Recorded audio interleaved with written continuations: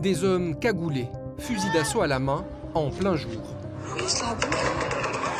Des coups de feu la nuit, au pied des tours. Des habitants inquiets qui craignent de recevoir une balle perdue. Moi, j'en peux plus. Moi, ça fait 46 ans que j'habite ici. Je crois que je vais déménager parce que je n'en peux plus. Depuis le début de l'été à Nice-Est, le quartier Roquebillière vit une guerre des territoires entre trafiquants de drogue. Dans les locaux du commissariat au Var, briefing avant une descente de police. Dans l'idée de manœuvre pour être organisée sur le secteur de Finoglio-Dériga, Jules Michel, donc secteur sensible, vous le savez tous, puisque depuis plusieurs semaines, voire plusieurs mois, c'est le lieu d'affrontement armé avec armes de guerre sur le secteur. 17h, 50 policiers se déploient simultanément pour boucler le quartier et ils ne vont pas tarder à faire une découverte. C'est tout l'équipement qu'ils ont pour conditionner la matière pour la vendre en fait. Donc de toute évidence, équipé sur place. Fin juin, la police judiciaire démantèle un réseau d'importation de drogue depuis l'Espagne qui revendait rue Fenoglio de Briga et route de Turin. Chiffre d'affaires jusqu'à 20 000 € par jour. 7 personnes sont en détention provisoire. Depuis ce coup de filet, de nouveaux réseaux tentent de s'implanter par la force. C'est un quartier qui est compliqué pour l'action policière parce que, comme je vous l'ai dit, il est enclavé.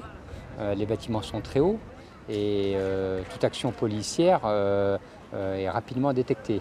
Donc pour les policiers de terrain qui essayent de pilonner les points de deal, d'attraper les guetteurs, les revendeurs, on essaye de s'adapter.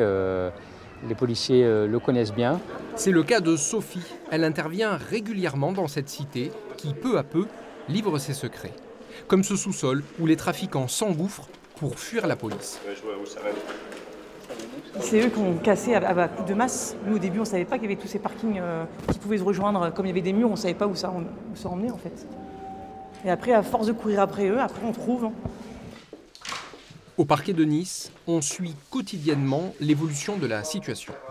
Depuis le début juillet, grosse activité. Sur Nice-Est, on compte 6 ouvertures d'informations judiciaires pour un total de 23 personnes mises en examen. D'accord. Donc plutôt un bon résultat. On a 16 armes catégorie A, armes de guerre, c'est le Kalachnikov, qui ont été saisies. On est en matière de trafic de stupéfiants sur des guerres de territoire, des guerres de contrôle.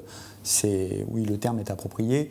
Et ce qu'on observe aujourd'hui de manière générale, et l'incendie des moulins l'illustre de manière tragique, c'est en lien avec le narcobanditisme, une violence débridée et incontrôlée.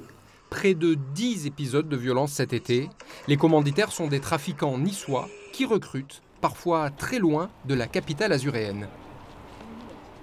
Un certain nombre de Parisiens, des personnes originaires de Marseille, et nous avons également des étrangers en situation irrégulière. Donc c'est un recrutement qui est ouvert dans le cadre de ce qu'on appelle l'ubérisation du trafic de stupéfiants. Une situation que les habitants subissent et qu'ils refusent d'accepter.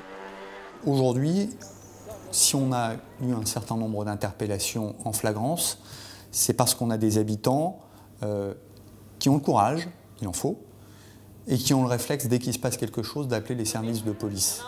Il est pour moi essentiel qu'on conserve ce lien avec les habitants.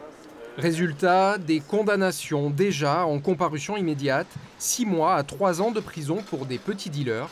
Quant aux faits les plus graves, ils sont entre les mains d'un juge d'instruction.